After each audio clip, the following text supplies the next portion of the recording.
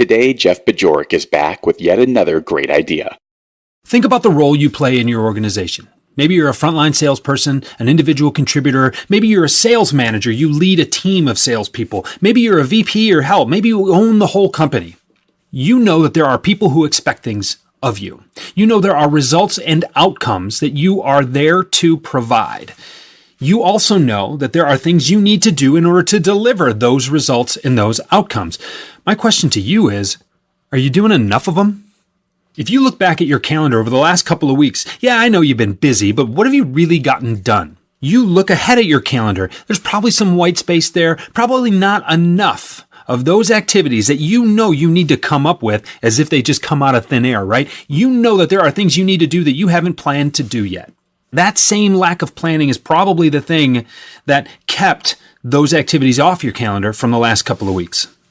I was in a really unique position earlier in my career when I left one sales job, had taken a new sales job, but because I was 1099 with one and W-2 with the next, I had two computers with two calendars and I could compare the two.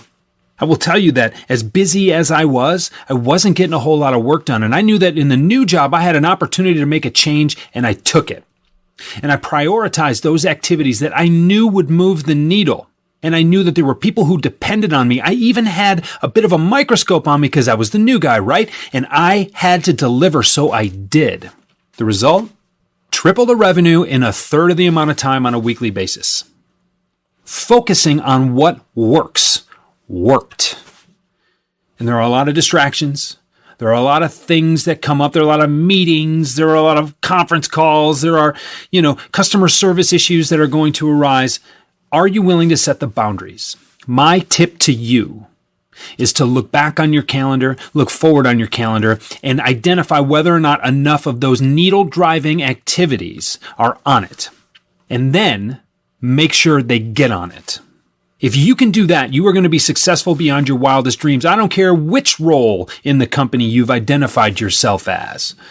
But if you can spend more time on the stuff that matters, you will find that you get more balance left. You will find that you get more sales made. You will find more success at work and at home.